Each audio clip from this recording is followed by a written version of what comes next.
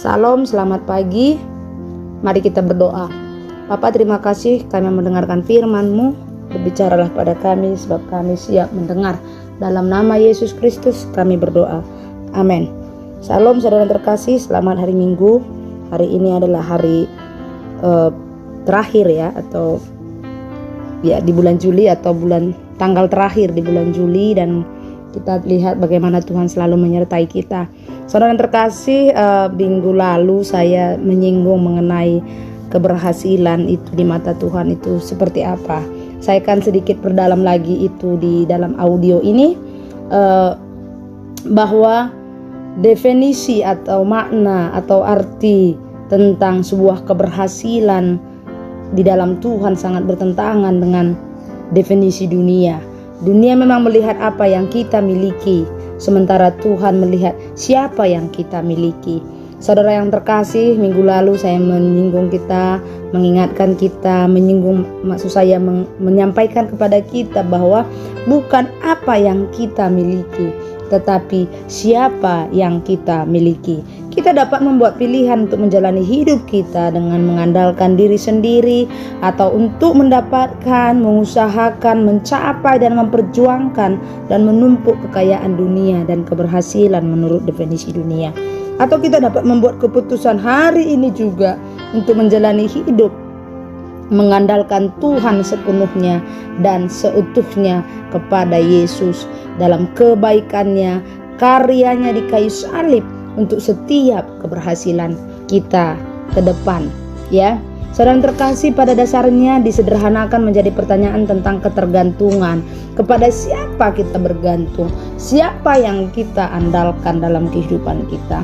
Dalam sehari-hari, siapa yang menjadi kebanggaan kita?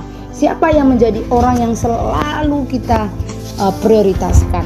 Saudara yang terkasih, Tuhan adalah Allah yang cemburu. Dia sangat tahu betul, ya, ketika kita benar-benar mengandalkan Dia satu-satunya atau tidak. Dia sangat tahu betul apakah hati kita hanya tertuju sama Dia atau tidak. Saya kira Tuhan bukan Tuhan yang pemarah, ya, dan memang pasti bukan Tuhan yang pemarah, tapi Allah adalah Allah yang cemburu. Allah di mana Dia tidak mau masuk terlalu dalam kepada kita jika kita masih mengandalkan yang lain. Tuhan mau kita masuk ke dalam Tuhan itu dengan membawa diri kita sepenuhnya, seutuhnya pada Tuhan. Saudara-saudara yang terkasih, kita tahu betul ketika kita ada masalah, ketika kita ada problema, ketika kita ada gangguan, ketika ada yang menekan kita tahu betul apa sikap kita, apa reaksi kita. Mungkin saat kita melakukan reaksi itu kita tidak sadar, tapi setelah kita lakukan, kita akan tahu, oh iya ya, saya ini sedang mengandalkan diri saya ini sedang mengandalkan seseorang, saya ini sedang membanggakan seseorang. Tidak Tuhan yang kita banggakan. Karena itu keberhasilan yang sesungguhnya di mana kita tergantung dan hanya mengandalkan Tuhan saja. Saudara yang terkasih, jika kita tergantung kepada Yesus untuk keberhasilan dalam hidup kita, Alkitab mencatat janji Tuhan itu indah pada waktunya. Janganlah hendaknya kamu khawatir tentang apapun juga, tetapi nyatakanlah dalam segala hal keinginanmu kepada Tuhan dalam doa dan permohonan dengan ucapan syukur. Damai sejahtera Tuhan yang melampaui segala akal akan memelihara hati dan pikiranmu dalam Kristus Yesus. Dalam kitab Filipi ini jelas mengatakan, janganlah hendaknya kamu khawatir tentang apapun juga. Saudara terkasih, jika kita dalam titik kekhawatiran, jika kita dalam titik permasalahan, siapa yang kita cari? Siapa yang kita salahkan? Siapa yang kita minta solusi? Siapa yang kita cari tahu penyebab dari semua apa yang terjadi? Kita seringkali mencari tahu, menyelidiki, oh mungkin karena ini, berasumsi hanya karena sebuah masalah.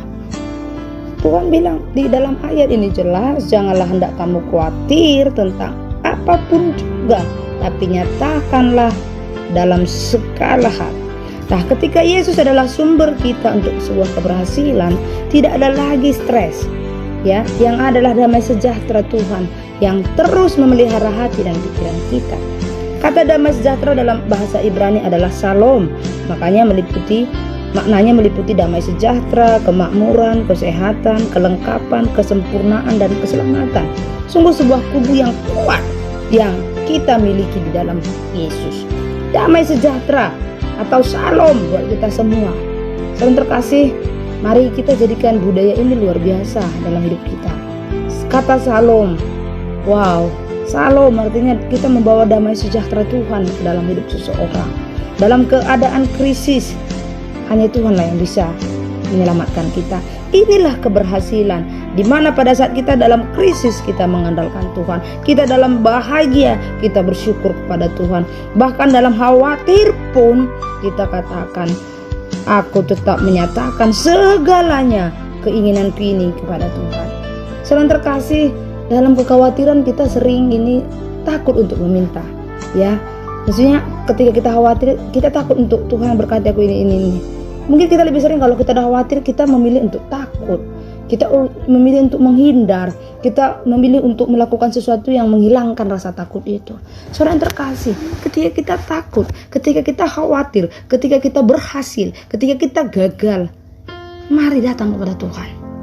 Andalkan Tuhan. Temukan Tuhan dalam segala situasi yang kita hadapi. Temukan Tuhan dalam segala kondisi yang kita alami. Tuhan satu-satunya Allah yang memberikan jaminan keberhasilan dalam hidup kita. Proses, iya tentu saja ada proses. Tentu saja ada pembelajaran yang akan Tuhan lakukan dalam hidup kita. Karena memang firman Tuhan itu untuk mengajar kita, untuk mendidik kita, untuk memperbaiki kelakuan kita, saudara yang terkasih. Dalam kitab 2 Timotius 3 ayat 16 mengatakan, segala tulisan yang diilhamkan Allah memang bermanfaat untuk mengajar, untuk menyatakan kesalahan, untuk memperbaiki kelakuan, dan untuk mendidik orang dalam kebenaran. Saudara yang terkasih, jika kita melihat firman Tuhan ini, Tuhan tahu betul kita adalah manusia yang bersalah. Tuhan tahu betul kita manusia yang harus diberitahukan kesalahan kita itu. Dan Tuhan betul-betul tahu, dan Dia memiliki tujuan yang hebat, dan Dia ingin memperbaiki kelakuan kita sehingga kita dapat dididik dalam kebenaran. Itu makanya penting sekali sikap kita sebagai anak Tuhan, sebagai orang yang ingin berhasil di dalam Tuhan. Kita harus mau diajar, kita harus mau menerima ketika kita disalahkan atau ketika kita salah. Bukan harus kita merasa paling salah, kita merasa paling nggak dipedulikan, kita merasa paling dilupakan. Bukan di sini, tapi kita tahu, oh iya ini saya salah, saya harus perbaiki. Artinya ketika kita diajar Tuhan, ketika kesalahan kita dinyatakan, ketika itulah kita bisa memperbaiki kelakuan kita dan kita bisa hidup dalam kebenaran. Kita akan jauh lebih baik dari sebelumnya, saudara terkasih. Bukan makin merosot, bukan makin menjauhi pertemuan-pertemuan ibadah, bukan makin tak setia melayani Tuhan, bukan makin tak on time melayani Tuhan, bukan makin suka-sukanya datang ke gereja. Jam berapa dia mau, jam sekian, ada datang setelah udah mau selesai ibadah. Bukan, kita justru akan dididik dalam kebenaran. Artinya kita akan semakin membaik, kita akan semakin mengenal Tuhan, kita akan semakin mengandalkan Tuhan, kita akan semakin antusias, semakin semangat untuk mengikuti ibadah-ibadah yang Tuhan sudah siapkan di dalam persekutuan-persekutuan kita di dalam gereja Tuhan. Jadi itu siapa kita, saudara-saudara terkasih. Saudara yang terkasih, hari ini kita belajar melihat sebenarnya persepsi, pengertian, definisi keberhasilan di dalam Tuhan. Dengan dunia ini sangat berbeda. Kita bisa melihat Tuhan, keberhasilan bagi Tuhan itu adalah di mana kita terus mengandalkan Tuhan dalam segala situasi.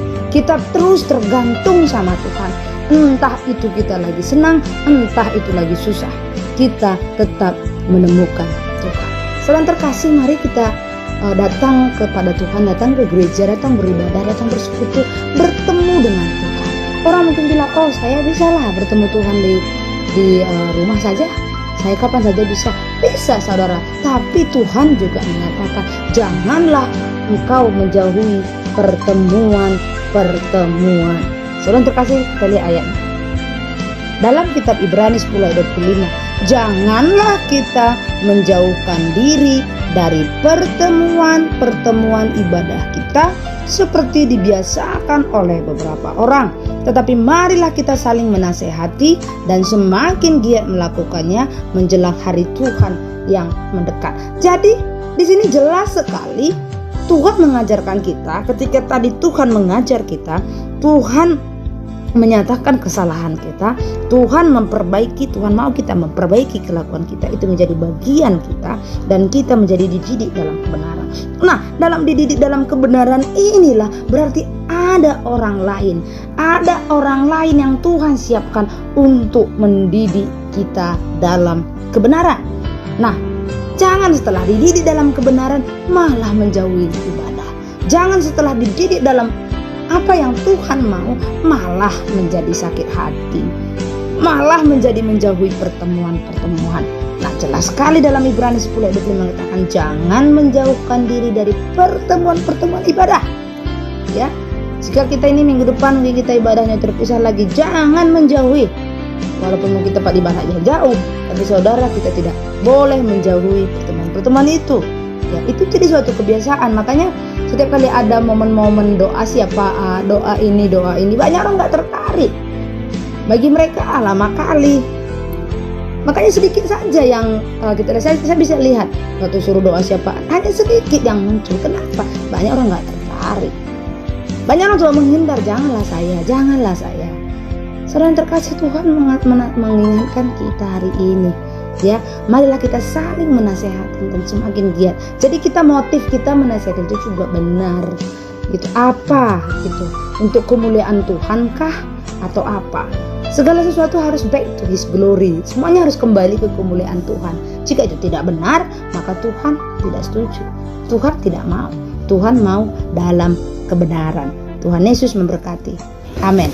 Terima kasih Bapa yang baik. Terima kasih buat kebenaran firman-Mu. Engkau sungguh Allah yang baik dan luar biasa. Kami mau hidup dalam kebenaran firman Tuhan, bahwa kami juga mau Tuhan hidup dalam arti atau definisi keberhasilan sesuai dengan Engkau kehendaki. Kami mau tergantung kepada Tuhan, kami mengandalkan Tuhan, kami mau melihat Tuhan. Terima kasih, dalam nama Yesus kami berdoa. Tuhan memberkati engkau dan melindungi engkau. Tuhan menyinari engkau dengan wajahnya dan memberi engkau kasih karunia. Tuhan menghadapkan wajahnya kepadamu dan memberi engkau damai sejahtera. Tuhan Yesus memberkati. Amin.